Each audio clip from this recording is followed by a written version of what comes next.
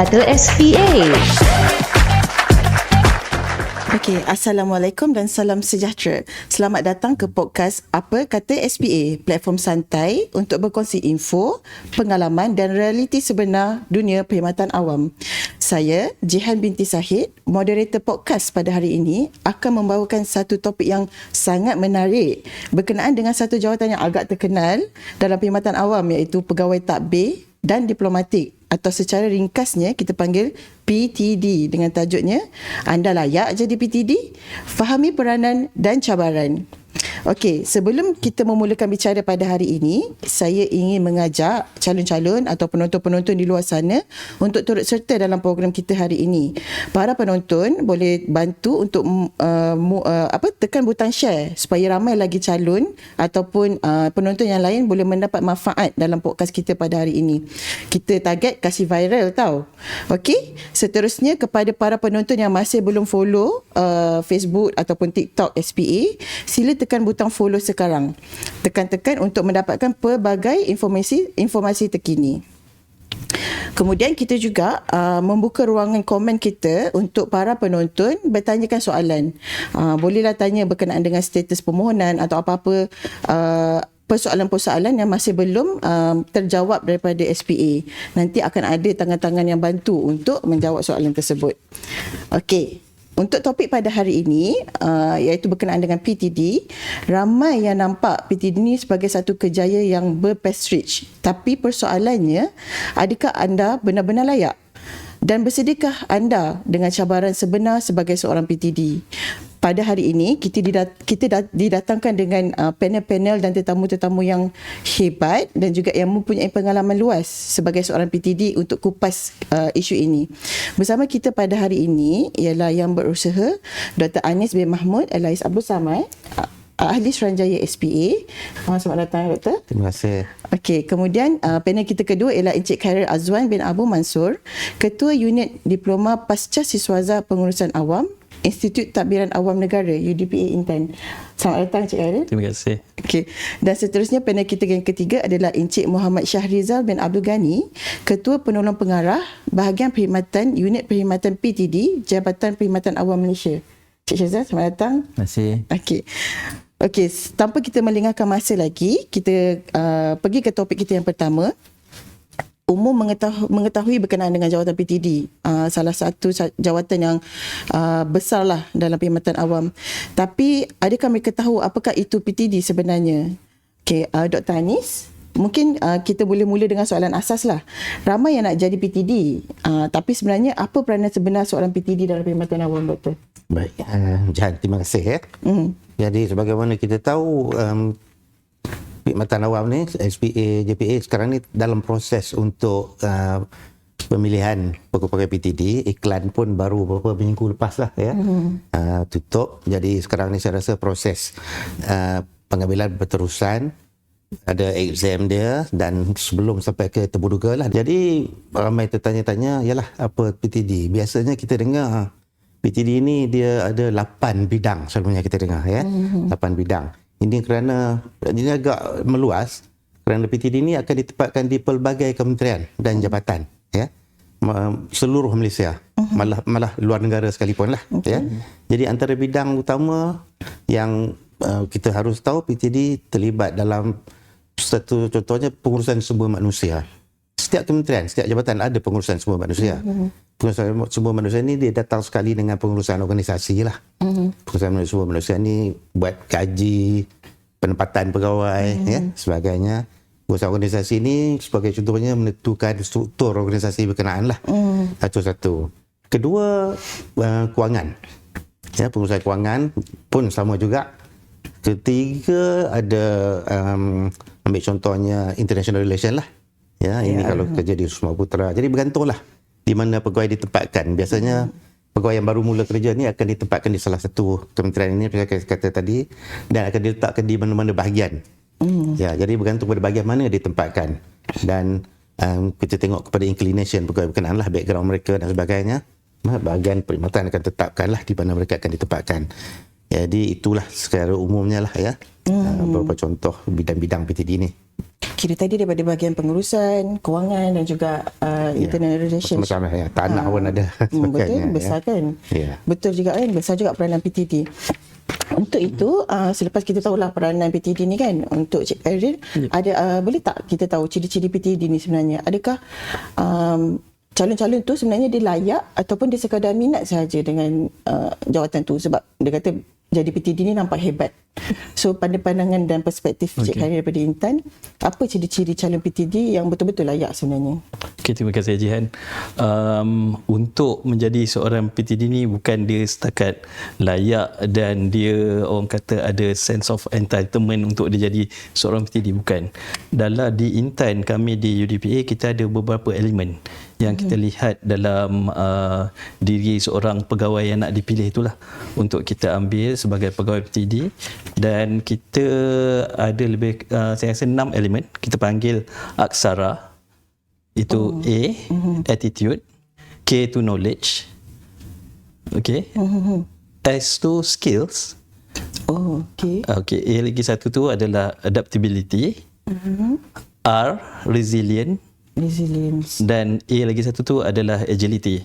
So kesemua komponen ni, elemen-elemen ni kita gabungkan dan kita akan pilih pegawai untuk dilatih lah di Intan selama 10 bulan nanti. So kita tengok yang paling penting sekali adalah attitude.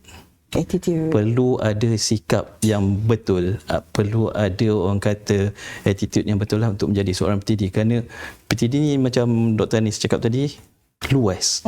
Dia ada 8 bidang yang mana kita boleh letakkan semua pegawai di kementerian-kementerian dan jabatan lah. So you need to have the right attitude lah untuk berkhidmat nanti. Betul. Itu terpakai untuk perkhidmatan awam secara keseluruhannya. Betul. Kan, attitude tu kan. Jadi kalau daripada segi agility tu macam mana Cik Erin? Agility tu kita ketangkasan untuk membuat kerja. Kadang-kadang kita tak tahu, bos-bos kita ni akan bagi kerja kita, I want first thing in the morning, benda tu siap di atas meja. So ketangkasan untuk kita membuat kerja tu kena ada pada seorang pegawai tadbir dan diplomatik lah. Dan macam mana dia nak orang kata mengatur kerja-kerja tu supaya siap seperti mana yang dikehendaki oleh bos dia lah. Bos lah. Maksudnya kalau macam tu akademik perlu bagus juga ke atau perlu kita juga tahu untuk masuk dalam pegawai tadbir dan diplomatik ni kita perlu ada degree, betul? Betul. Ada juga yang ada masters dan ada juga yang ada PhD. Yang masuk dalam orang kata skim pegawai tadbir dan diplomatik ni. So ilmu tu perlu ada, tapi pada saya yang paling penting sekali adalah adab. Adab dulu baru ilmu. Sebab kita tahu kalau orang beradab tu semestinya dia ada ilmu. Betul? Betul. Orang berilmu tu tak semestinya dia beradab. Okey. Itu yang paling kita pentingkan sekali dalam latihan di Intan untuk pegawai tadbir dan diplomatik. Kiranya dia kena balance lah. Betul. Akademik dan juga aksara tadi. Yes, betul. Okey, faham. So sekarang kita dah tahu peranan dan juga ciri-ciri seorang PTD. Untuk Cik Shahrizal kan, kita nak tahu apakah Cik Shahrizal dah lama dalam perkhidmatan awam kan sebagai PTD. Kita nak tahu apakah realiti sebenar pengalaman ataupun cabaran yang orang luar mungkin tak nampak, tapi kita PTD tu yang merasainya. Kalau boleh kongsikan dengan penonton. Terima kasih Puan Jihan. Kalau nak kata lama ni jauh senior pada saya ni. Itulah. Super senior. Bolehlah kongsi sama-sama kita kan. Tapi mungkin kalau secara umumnya yang boleh kita kongsikan lah, saya rasa rakan-rakan PTD lain pun dalam our brothers and sister dan PTD pun dah setujulah, namanya harapan tinggi lah. Bila orang sebut PTD ni nampak itulah harapannya tinggi. Stakeholder kita pun ramai, sejak atas daripada PM daripada menteri sini sampailah rakyat yang keseluruhannya. Harapannya tinggi dari semua stakeholder. Yang mana kadang-kadang benda-benda ni biasalah kita tak mampu nak satisfy semua. Betul. Jadi yang menanggung lagi dalam pembuatan dasar, benda-benda ni kita tak nampak. Dan kalau boleh saya sebut secara realitinya dalam bekerja ni, waktu kerja tu tak menentulah. Betul. Jadi officer dia tak ada overtime. Ya. Bukan dengan ada yang masuk 9 to 5 itu memang tak lah. Sepanjang saya rasa melalui pengalaman sendiri pun tak balik pun pernah. Namanya tak balik. Tidur office. Kalau kat HDPA ni lagi berminggu-minggu tak balik rumah. Oh, yalah. Kalau kita yang di office ni pun pernah tak balik 3-4 pagi pun. Kita ni boleh dikatakan unsung hero lah di belakang. Kita kerja yang tak visible. Kita tak ke depan lah. Tak nampak. Tapi dasar-dasar tu yang dibuat, kita bukan nak kredit, kita nak benda ni for the nation lah. Mungkin bunyinya klise, tapi ini yang terjadi. Wira yang tidak didendang. Tiada keperluan pun lah untuk kita diangkat. Untuk kalau maknanya kalau minatnya nak jadi PTD ni, nak jadi hero ni bukan tempatnya lah. Tapi kita untuk sama-sama melaksanakan tanggungjawab lah. Dan kemudian mungkin saya sentuh sikit berkenaan kalau PTD ni macam Cik Carol sebut tadi, agility tu perlu adalah untuk belajar benda baru, sebab kita ni boleh ditempatkan di mana-mana. Doktor ni sebutkan tadi lah, di mana-mana. Bidangnya luas, tidak terhad. Rasanya pun ramai engineer, doktor, kita ada macam-macam pelbagai bidang yang masuk pun. Bila bekerja tu tidak semestinya di bidang yang kita belajar. Tapi asasnya tu adalah, maknanya kita tahu. Pada saya secara personal saya melihat macam degree, master, PhD ni cuma lesen lah untuk kita masuk ke bidang sebagai PTD ni. Banyak more to learn, banyak lagi dunia pekerjaan ni. Betul. Kira pengambilan tu first lantik tu adalah pintu masuk saja. Yes, yang betul. Belajarnya adalah on the ground. Betul puan. Kita yang dah 20 tahun kerja ni pun masih belajar lagi. Ongoing proses lah. Okey, kalau boleh minta pandangan doktor selaku yang lama dalam perkhidmatan awam ni, PTD tu, apakah cabaran yang doktor selalu hadapi lah? Tugas kita sangat meluas. Orang sebut membuat dasar, mentadbir. Jadi kalau yang baru masuk ni, saya selalu kata basic management tu kena ada lah. Orang kata kan 3M kan, kalau buka buku management for idiots ke apa ke, 3M. First, manage manpower. Belajar sikit sebanyak. Macam mana nak manage sumber manusia. Kedua, manage finance. Kena tahu finance. Kalau tidak, susah lah. Kalau kita kerja dari satu, bos esok tiap tahun kena buat bajet dan sebagainya kan, untuk bahagian kita, unit kita kena ada. Dan ketiga, of course lah, material lah, bahan-bahan semua benda apa yang perlukan untuk jalankan pekerjaan. Jadi itu asas utama lah kena ada dalam seorang PTD lah. Jadi itu kena. Tapi dua perkara yang juga selalu kita tegaskan masa kita temuduga pun, kita cari values. Value yang paling penting yang tak boleh dikompromis adalah integriti lah. Integriti. Yang tambah zaman sekarang ni sangat mencabar. Betul. So integriti itu daripada awal pemilihan, sampai peperiksaan dan juga sampai ke temuduga, kita evaluate. It must be of uncompromised integrity seseorang tu. Kedua, professionalism lah. Must be professional mindset, attitude macam saya kata attitude. Macam Cik Syahrizal kata kawan tu, attitude must be professional. Kan? Kita kumpulan pengurusan dan profesional PTD jadi bukan ada masa waktu bekerja lah, pendek kata. Betul. Bukan kata kita balik pagi pukul 9 balik pukul 5 tu, taklah, itu sokongan boleh lah Jadi kita bekerja di peringkat tertinggi. Cabarannya sangat tinggi. Tapi kena kuatkan diri lah. Semangat kena ada. Tadi itulah. Itu semua bukan kita left to chance, kita kena bentuk. Integriti kena dibentuk. Kalau kita tak bentuk, kita sentiasa akan menghadapi cabaran dan bila kita bekerja lah sampai bila-bila pun. Itu perkara utama lah bagi saya. Okey. Kebetulan kita ada terima satu soalan berkenaan dengan inilah cabaran menjadi seorang PTD ni kan, tapi more kepada kelaikan masuk ni doktor.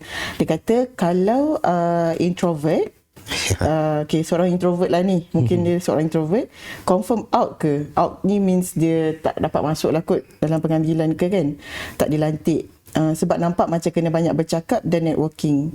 Ni sangat relatable lah kan soalan ni kan, sebab mungkin kita pun ada banyak-banyak manusia ni kan ada banyak ciri dia kan, ada yang extrovert, ada yang introvert. So calon ni mungkin dia tanya, adakah tak ada peluang untuk calon-calon yang macam tak pandai bercakap ni kan untuk jadi seorang PTD, doktor? Dua perkara tu dua perkara yang berlainan sebenarnya. Introvert tu sifat seseorang lah, ya. Manakala kebolehan bercakap tu semua orang perlu ada. Walaupun introvert atau extrovert, dia kena berlatih untuk bercakap. Kita sentiasa, saya sendiri introvert, ya. Nak kata introvert itu tak berjaya dalam pemilihan pun tidak betul juga. Sebab kita tahu introvert ni ada kelebihan dia. Kebanyakan introvert dia suka buat research. Dia suka menyendirilah, dia tak campur orang, tapi dia dari segi thinking ability, dari segi buat research dia bagus. So bahagian perkhidmatan nanti tahulah nak menempatkan mereka di mana. Ya, extrovert ni banyak sama jugalah, ya. Tak semua extrovert bagus pun juga, kan. Betul juga. Ya, tapi kemahiran komunikasi itu perlu dilatih. Semua orang perlu ada. Semua orang perlu ada, especially PTD lah. Ya, Intan awal-awal lagi akan latih nanti masa masuk kursus 9 bulan tu, ya. Akan dilatih, dan tak cukup, mesti kena praktis sendiri. Masa tu menduga pun kita dah nampak lah boleh cakap ke tak boleh cakap. Kalau tak boleh cakap memang susah lah nak survive, ya. Itu satu yang perlu dilatih sebagai seorang PTD, itu utama sekali, ya. Jadi pegawai daerah kalau tak boleh cakap, macam mana nak jadi pegawai daerah? Nak bercakap ramai orang kan, contohnya lah, ya. Okey, so maksudnya selain daripada jadi ada good quality macam akademik okey semua tu kan, skills, communication skills tu pun kita kena ada lah. Ya, itu something yang perlu di-develop. Boleh develop sendiri. Lah. So kalau freshie ni kita expect kita boleh gilap dia punya talent tu supaya boleh. Ya, kemahiran bahasa pun satu sama juga, ya. Jadi PTD ni memang kita perlukan bahasa Malaysia memanglah, tapi bahasa Inggeris tu satu yang perlu ada lah. Ya, memang kita akan uji tu juga, ya, perlu ada. Kalau tak ada, sukarlah, amat sukar untuk dia untuk bertugas, ya. Nanti. Sebab salah satu pun perlu ada skills negotiation semua kan. Ya. Okey, so harap kita menjawab soalan daripada calon tadi. Okey. So far kita dah habis satu pusingan. Kita akan berhenti rehat sebentar. Jangan ke mana-mana.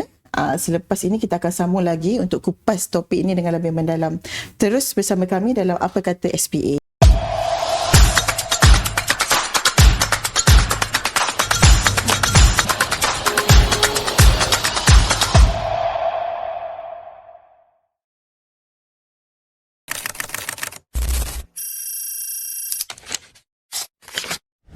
Menggunakan sijil palsu dan meminta orang lain menjawab peperiksaan perkhidmatan awam adalah satu penipuan dalam membina kerjaya. Macam mana rezeki nak berkat kalau dah menipu? Ingat, rezeki halal itu berkat. #SPA Telus, #integriti itu berkat.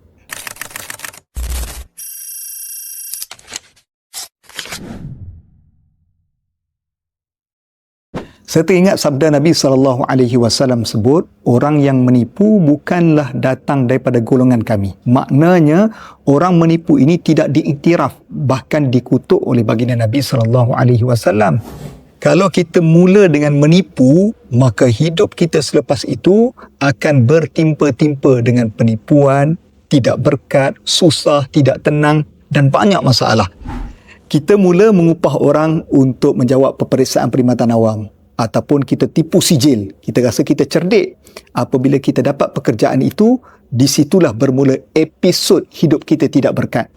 Kita tidak akan tenang, keluarga kita akan jadi susah, dan banyak lagi masalah-masalah bertimpa bermula daripada penipuan kita ketika mana memohon pekerjaan. Kalau kita layak, kita jujur, insya-Allah Allah Ta'ala akan permudahkan. Yakin kepada rezeki Allah. #SPA Telus, #integriti itu berkat. Selamat datang ke Pusat Temuruga Suruhanjaya Perkhidmatan Awam Malaysia SPA. Bagi memberikan nilai tambah dalam perkhidmatan SPA kepada pelanggan, kini Pusat Temuruga bukan hanya memberikan perkhidmatan urusan temuruga sahaja, memperkenalkan kepada anda Pusat Temuruga Plus atau PTD Plus. Kini, anda boleh membuat janji temu untuk berjumpa dengan pegawai SPA bagi urusan pendaftaran pekerjaan ke dalam perkhidmatan awam melalui sistem SPA 9. Semakkan status pendaftaran SPA 9, khidmat nasihat urusan pengambilan dan urusan pegawai dalam perkhidmatan. Di PTD Plus, anda juga boleh menggunakan kemudahan Wi-Fi dalam urusan berkaitan SPA seperti mendaftar SPA 9, menjawab ujian psikometrik dan temuduga secara maya. Buat janji temu anda sekarang. Kami sedia menanti kedatangan anda di PTD Plus.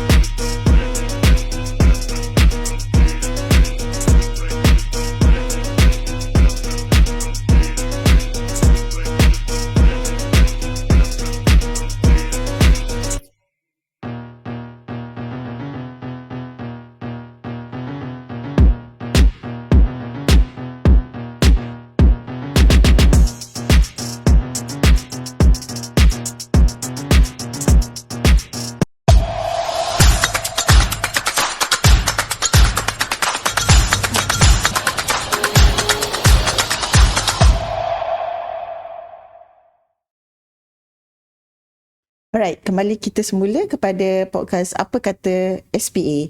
Terima kasih kepada semua yang masih setia bersama kami.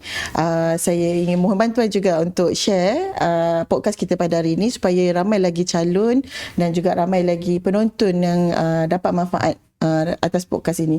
Sebab topik kita pada hari ini agak menarik. Salah satu jawatan yang terkenal dalam pengambilan perkhidmatan awam ini iaitu berkenaan dengan PTD. Okey, kita teruskan ke topik yang keempat untuk Dr. Anis lah. Persepsi orang luar untuk memasuki perkhidmatan awam ni, itulah macam-macam persepsi kan.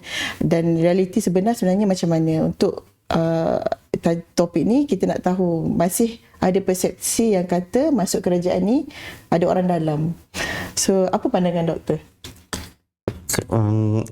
Nak kata perlu ada orang dalam tu tak betul lah. Ya. Tapi orang yang mencuba gunakan orang dalam tu banyak. Masih ada. Cuma macam untuk PTD ni saya rasa amat sukar untuk dapatlah kalau guna orang dalam pun, sebab proses tapisannya sangat banyak. Ya. Daripada iklan lagi kita dah ada bidang-bidang yang diberi keutamaan. Kalau bidang tu bukan dalam senarai keutamaan ketua perkhidmatan, awal-awal lagi surat tolakan akan diberi bahawa bidang tu ditolak kerana bidang. Kemudian kena ambil peperiksaan psikometrik, 500 soalan lebih. Ya, anak kita sendiri pun kalau tak lulus tu tak dapat. Itu computerized, memang automatic ya. Selepas tu ada tapisan lain lagi ya. Tapisan PAC dia, ujian kecergasan, tak lepas tak boleh buat apa. Jadi orang dalam ada pun tak mungkin boleh. Yang dapat melepasi semua 5 lapis tapisan tu yang memang bagus lah. Cream of the cream. Ya, memang bagus dan memenuhi semua syaratnya. Ya, itu kerana kita ada syarat itu. Maka kalau guna orang dalam ke apa ke kabel ke orang kata kan, sangat sukarlah. Saya rasa tak mungkin boleh melepasinya lah. Maksudnya kita di SPA ni memang dah computerized, kita guna sistem, so untuk tangan-tangan tu masuk campur memang sangat susah kan. Memang sukar, memang sengaja dibuat supaya jadi sukar lah. Sukar lah kan. Supaya tak senang untuk kita manipulate. Sorry. So tadi doktor ada mention jugalah kan tapisan-tapisan tu semua kan yang akan kita akan tapis. So siapa yang tak berjaya dia akan ni lah kan. So kita kena tengok credibility calon tu juga, sama ada dia layak atau tidak kan. Itu betul lah, memang kelayakan dia lah kan ya. Jadi banyak tapisan. PTD ni yang paling banyak minta lah kalau ikut rekod kita ya. Banyak-banyak jawatan dari Perkhidmatan Awam ni PTD lah yang paling banyak permohonannya, lebih dari 100,000 kalau tahun lepas tu 120,000 tak silap saya.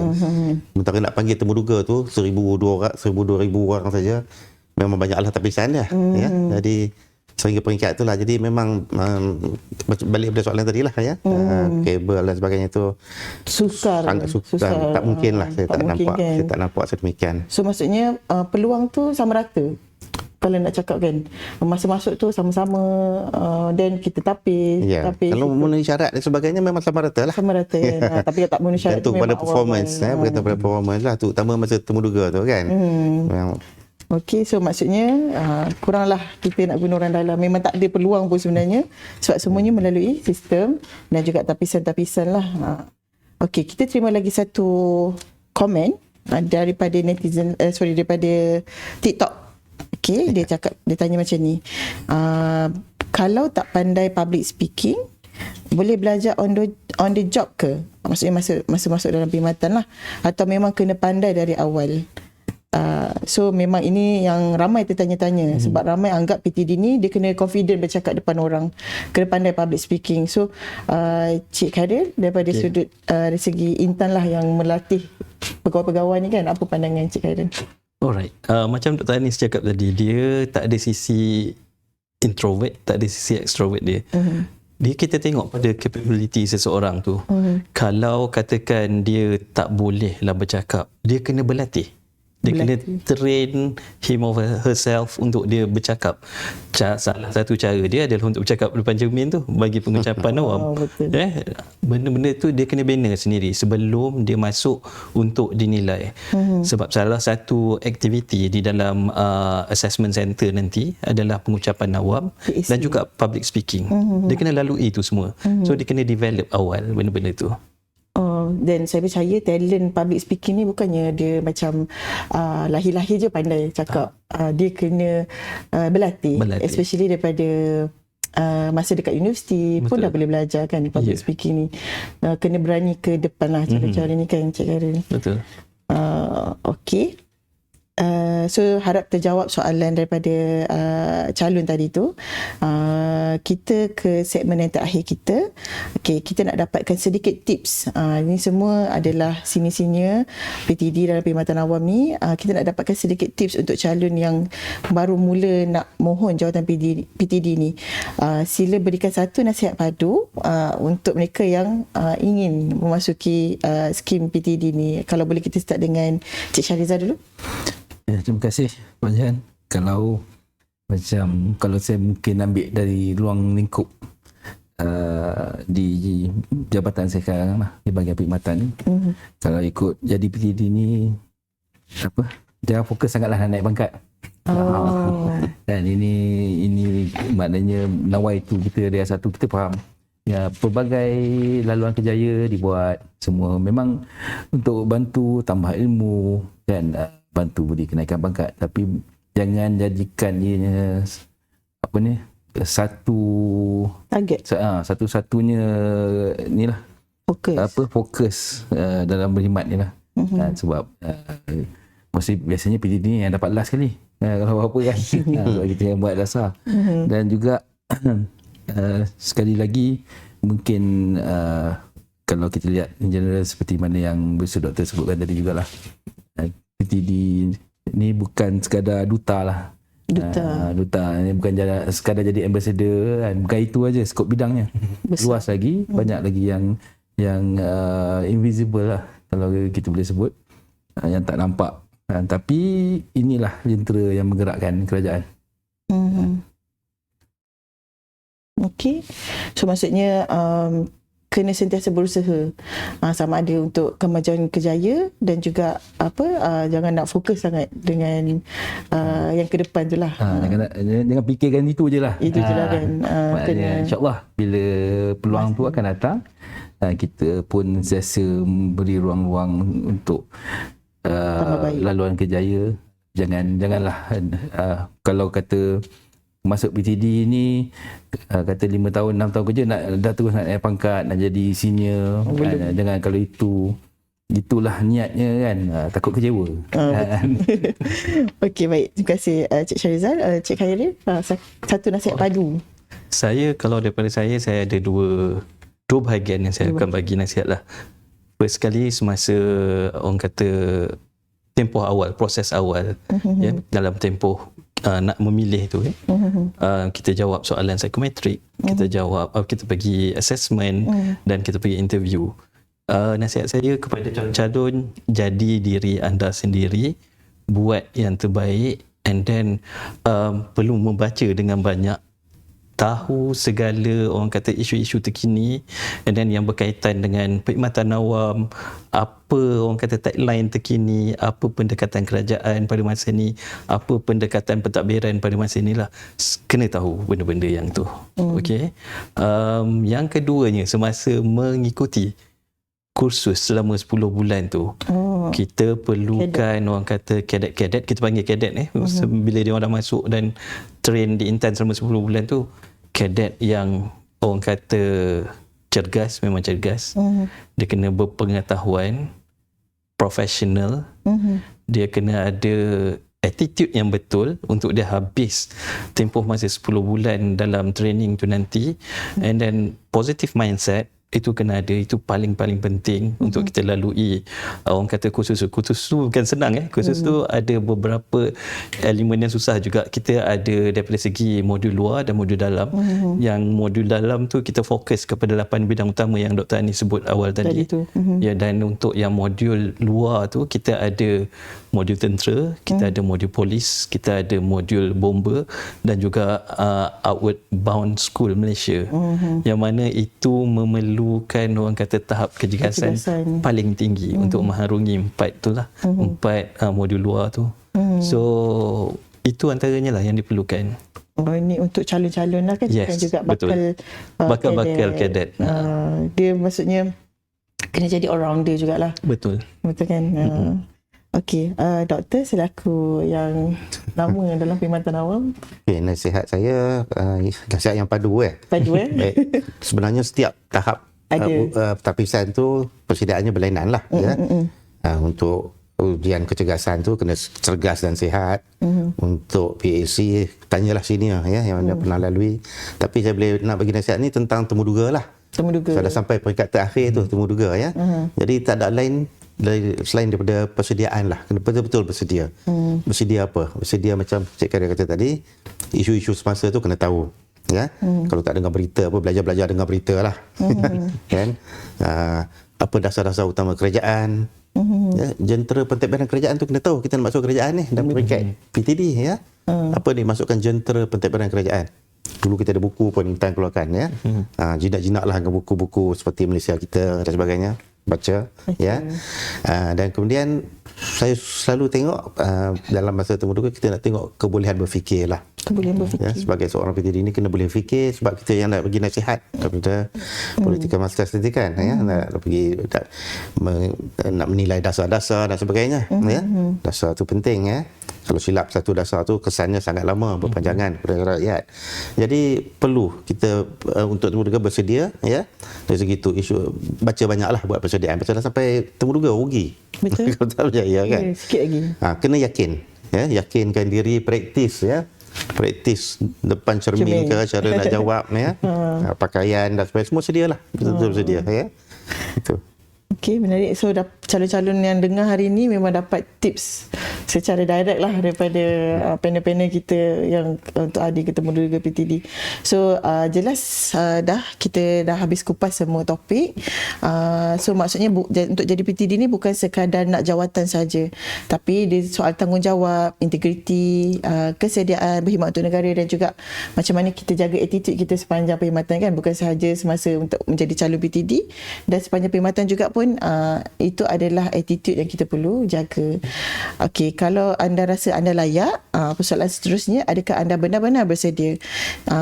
Jangan lupa kita akan ada banyak lagi siri podcast SPA yang mengupas topik-topik yang menarik, tips-tips dan juga info-info semasa bagi persediaan untuk memasuki perkhidmatan awam.